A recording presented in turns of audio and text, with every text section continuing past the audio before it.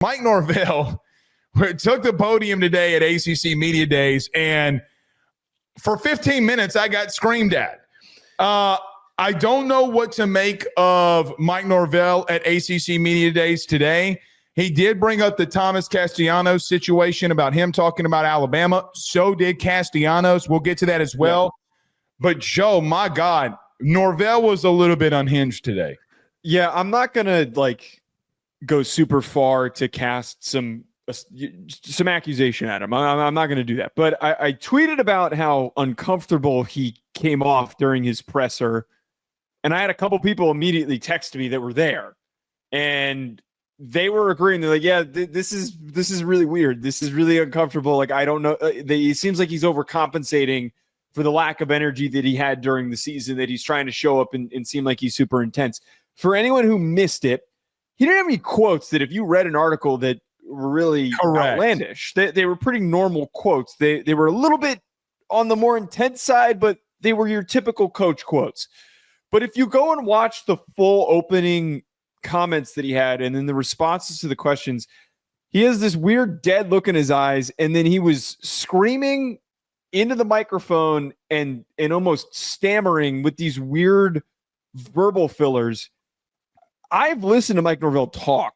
I've listened to him do press conferences. I've listened to him after games talk about serious issues, talk about more comedic, funny things. I've listened to him talk. He's one of the biggest voices in the sport. He's one of the biggest coaches. I don't want to hear any Florida State fans say, "Oh, no, that's how he always is." He's not. There was something off, and it feels like Norvell is starting to feel the pressure. I'm not trying to go crazy here with making an assumption and connecting the dots. But anyone who watched that press conference can agree with me that something didn't seem right. And you agreed with me when I was texting you about it. Well, I wasn't watching it live. I had some family things going on, was able to find it and went back about 10 minutes because you're blowing me up when this was going on.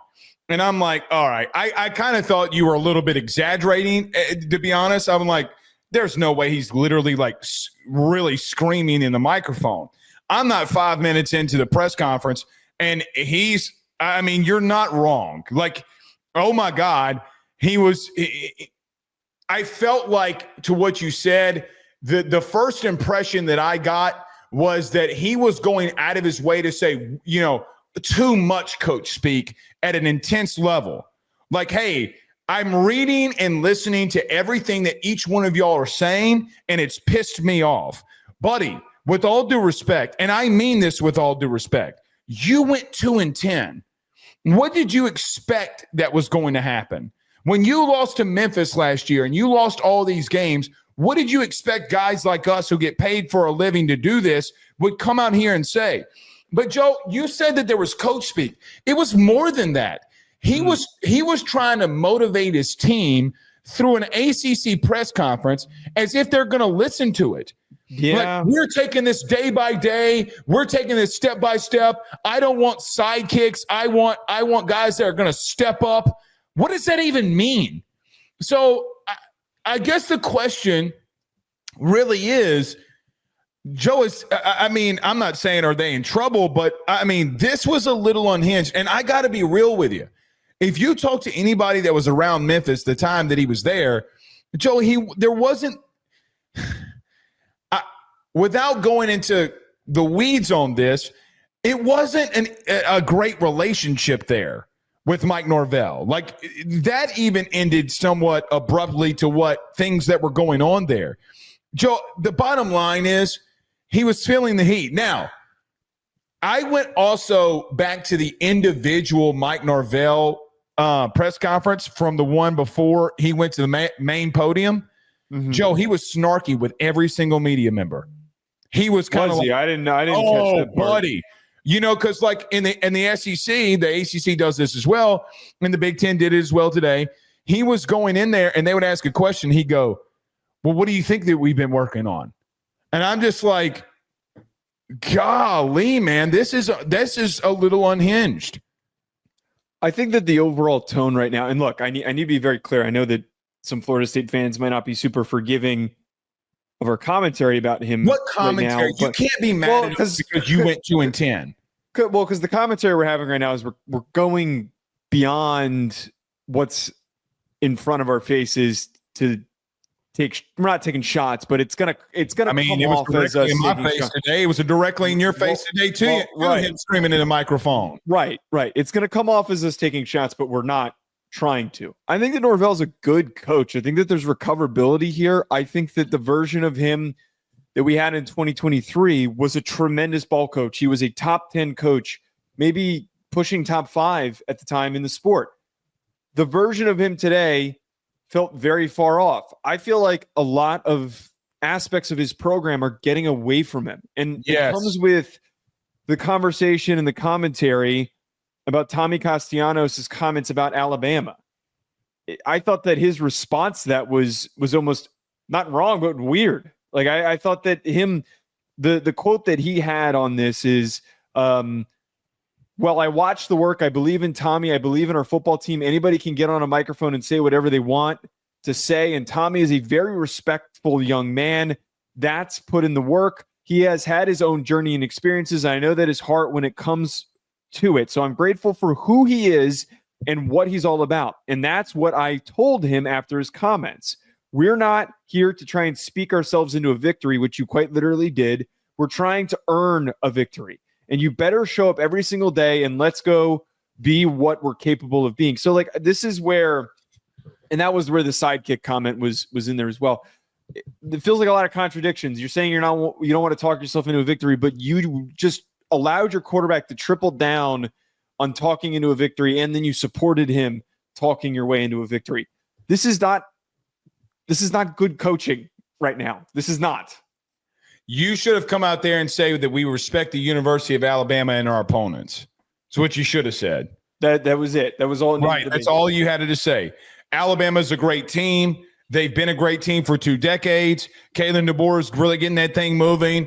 We got to go out there and see if we can take them down. But Joe, to be honest with you, the comment on Thomas Castellanos, in a subtle way, he backed him. He didn't go out there and say anything about the players or that Thomas is going to do what he said he was going to do. Joe, read the comment. He literally backs him here. He's put in the work. I know his journey. I know his heart. He's been working his butt off. No mention of Alabama. No mention of, hey, not taking the shot. I felt like I saw a guy today that literally before he went in there took a whole bunch of pre-workout and was just all over the place. Like ADD all over the place. And as someone who's struggled with that in his life, I know how difficult that can be. But I felt like he was backing Thomas Castellanos for the comments against Alabama. And Joe, listen, you can say that I'm pro-SEC or this show's pro-SEC, but let's just get real here. Joe, what's going to happen if they go out there in week 1 and get blown out by Alabama? Like, we're going to go back to these comments and say, buddy, you walked up there with your chest poked out, screaming in a microphone, and you did nothing about it. Like, that's every single thing that we're going to bring up here. By the way, Joe, the last 14 games, if that happens, he's going to have a massive loss to Georgia. He's going to go 2-10 last year, and he's going to have a blowout loss to Alabama. Now, I don't know. Here's the thing about Florida State on the field, excuse me.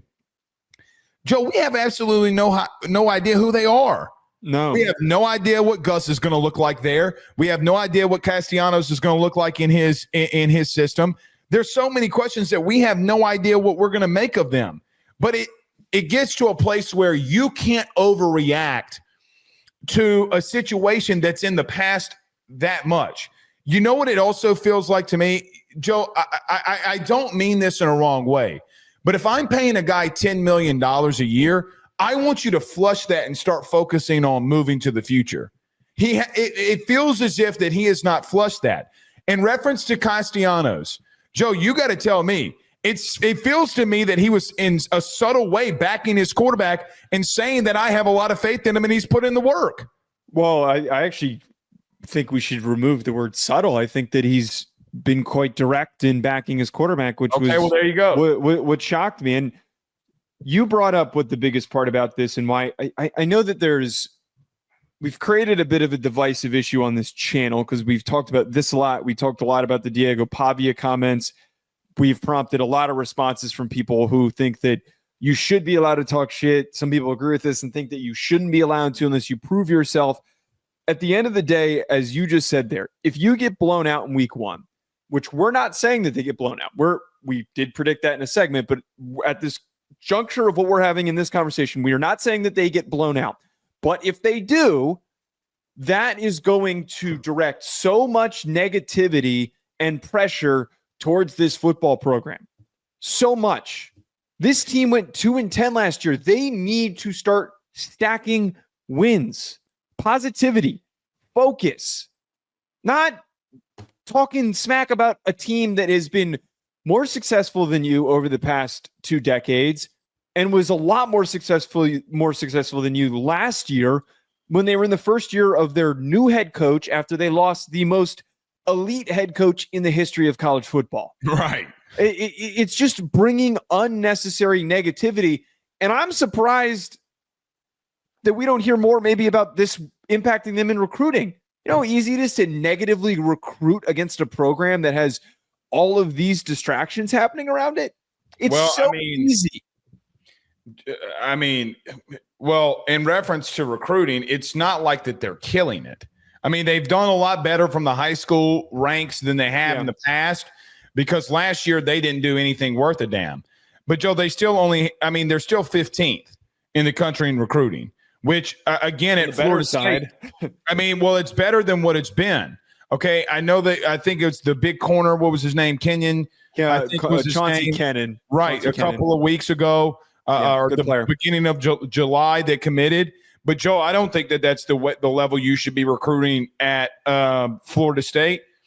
The question's going to be from Florida State people. Well, what if we win? The problem that I have in this, and I know that we've gotten a lot of flack from people talking about the Diego Pavia thing, or even people that will have issues with this. You went 2-10. Castellanos, you got benched. You got to go out there and prove some stuff to people before you go out there and start taking subtle, or not even subtle. You start taking shots. And here's the thing, Joe, about this whole Castellanos thing. At least Diego Pavia had the nuts to do it on camera. At least he had the nuts to go out there and do it and say it and never back down. At least Pavia and Clark Lee went to the microphone and said, hey, man, you can laugh at me all you want. But you know what? We're going to play meaningful games in January. And if you don't like that, I don't care because that's what we believe. All right. I don't agree with you, but just because I don't agree with you doesn't mean that there's some level of respect there. But here's the thing with Pavia and that situation that's not here. They didn't point out any single person. They didn't point out a team. They didn't point out players. They didn't say that they were going to dominate in the game. They didn't say any of that. By the way, Diego Pavia beat Alabama.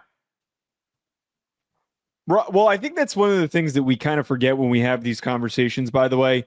The sting of the quote that is not brought up enough, it's brought up a lot to credit by On3, who owns the original article. They keep referencing the quote. He said, Nick Saban is not there to save them. Right. That is where the disrespect comes from. And that's where I think the disappointment for me with all of this is that Mike Norvell does not come out and say, like, hey, we respect Coach DeBoer. We respect Coach DeBoer. We respect this Alabama. Which is program. what Mike Norvell said. That is the part that bothers me about this is that, and I freaking hate getting responses from people that react to us talking about this being like, what are you talking about? It is a gladiator sport. Respecting your opponent is a part of this. Joe, even your most hated rivals you respect. Well, Joe, we almost had a kid that died a couple of years ago on the field. I mean, like, I'm not trying to bring that up, but I'm literal. I think it paints the picture of respecting your opponent and going like the stakes that are on the field every single time. Every single time. And again, you went 2-10. Nobody's going to remember that you went undefeated in the regular season a couple of seasons ago. Joe, a monkey could go 2-10 at Florida State. I mean, look, I'm not trying to be rude, but again, with the infrastructure and everything that you have going on, 2-10 has no business being in the conversation. Do we realize what we're saying here? Yeah. They gave the man a massive extension. He's out there yelling and being snarky with media. He's backing his quarterback after the comment saying Saban's not there to save you anymore. Buddy, man, it's crazy. But I got to tell you this. I'm going to bring up one last thing here that I got to throw in there. You know who loves every single part of this? Who? Kalen DeBoer. Because you want to find out if a team is bought into your head coach or not, watch how they react week 1. Oh, buddy. Good point. It's a good point. You got massive – Joe, I'll never forget this. Jay Johnson, okay? I feel like I learned so much from the man in his coaching. Purposefully last year in a game got kicked out. Purposefully. He'll never admit it, but I know that he did. Was sticking up for his freshmen that could not throw strikes and literally went off on an umpire. Just went, tattooed him. Absolutely went after him. He gets tossed. LSU scores 8 runs in the last 2 innings and they win. Sometimes you do stuff, and when things like this occur, you see how a team buys into the head man, right? Saban was the GOAT at one thing better than anybody else, motivation. See, when you play college football 26 and it's got motivator, recruiter, tactician, everybody says you need to go to recruiter because that's what Saban was. Yes, maybe so. But he also knew how to push every single person's button to make them better. Now you're going to find out what Kalen DeBoer can do and the buttons that he can push. You better be ready for week 1. You cannot make these statements and then fall flat on your face. Last thing I'd say here. Joe, remember the last time this happened and the University of Alabama was involved? Because I do. When was this? The University of Southern Cal came out there barking and yelling at Bama players. Oh, no, and they were coming out. And they were – you remember this? And they were coming out there crawling, okay, talking shit for weeks. They got blown out. Now, every single month, that clip gets shared at least once.